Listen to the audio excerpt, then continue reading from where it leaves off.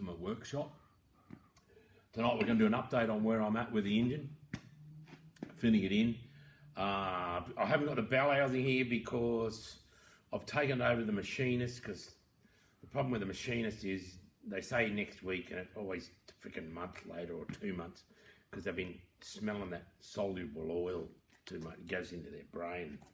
I don't know. Anyway, so they do good jobs, but they take a long time. So that's why I haven't got it, because I rushed it over yesterday.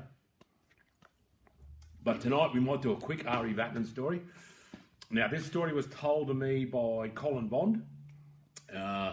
He used to be the owner and driver of the Ford Rally team back in the late 70s, early 80s. He knows Dave Richards, Ari, Henry Mick, knows all the boys from that era. So anyway, he told me the story, and it was the year 1981 when they were sponsored by Rothmans and the Escorts, and I think it was the Portugal Rally. Could be wrong here, but the story's right.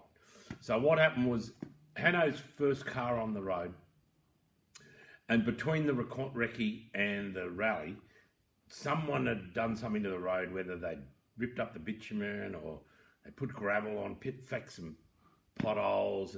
Anyway, it was surface change. It went from good grip to shit grip, halfway through the corner, over a crest.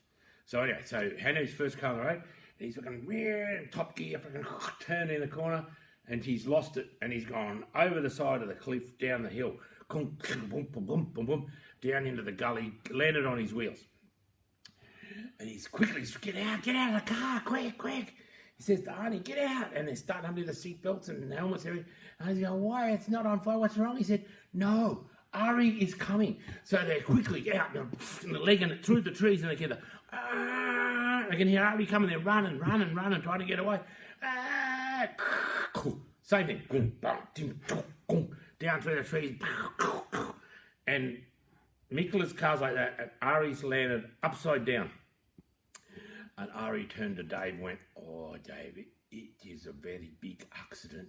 I can see the bonnet in the rear view mirror. But he wasn't looking at his bonnet. He's looking at Hannah Mikkela's bonnet, because the cars were upside down. Anyway, that's a good Ari story. He was good at crashing, old Ari. Anyway, so let's get back to where we're up to here. So I've been busy, Beaver. There was a lot of swearing and shit going on early on, but now the swearing stopped because we've solved a lot of the problems. So Bjorny, come under here and we'll have a look with the camera, mate. So what I've done is, this is the lovely Hollinger gearbox in here. We've got the nice big tunnel, and then we've got the back of the box. So this is over at the machinist at the moment, and he's making me a 175mm block of aluminium to bolt to the original front-wheel drive bell housing, and then I can bolt the Hollinger gearbox onto that thing. And the good thing about the gear stick, ends up perfect out the hole. It'll end up right up next to the steering wheel. And then we've had another couple of issues. Come under here, turn the light on that thing, and then hang on. Yeah. I'll turn the light on. I'll get a bit of light here, mate. Hang on. I think we need a beer before we do anything more. We need a beer, right? Okay, right. So we've had a bit of an issue in here. It's very tight. So I went down to Motorsport Connections, and they got this new, nice flexible hose, and very tight, so you can move it around. And that's the suction for the dry sump. So they've had to crimp them, so there was a bit of mucking around anyway. And then I've just dry fitting. This is the suction from the dry sump tank. And you notice I put a little sign here, because what happens is when you get old, you forget shit. So I've only it's not tight. So later on, I'm going to clean it all and then I'll tighten it up.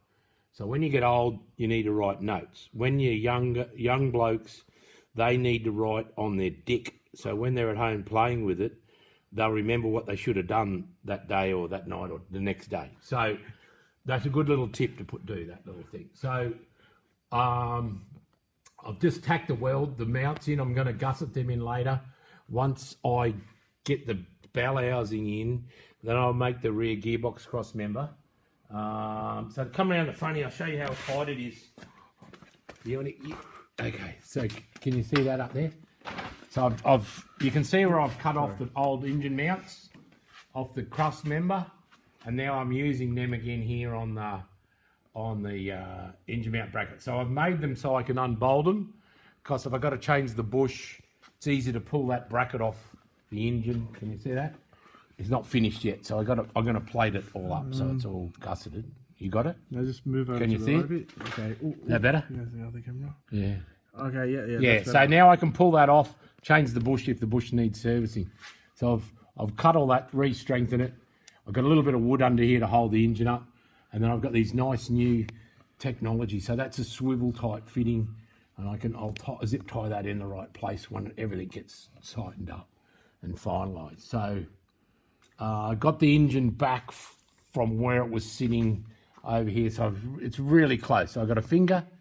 Finger's all you need. If you've got a finger, that much finger is the clearance you need for everything. That's the rule of thumb. So anyway, that's where we're up to. Awesome. But that's about it for now, because we've been busy doing that. So hope everyone's getting through the lockdown all right, and we need to have that beer when we finish all this shit. Cheers.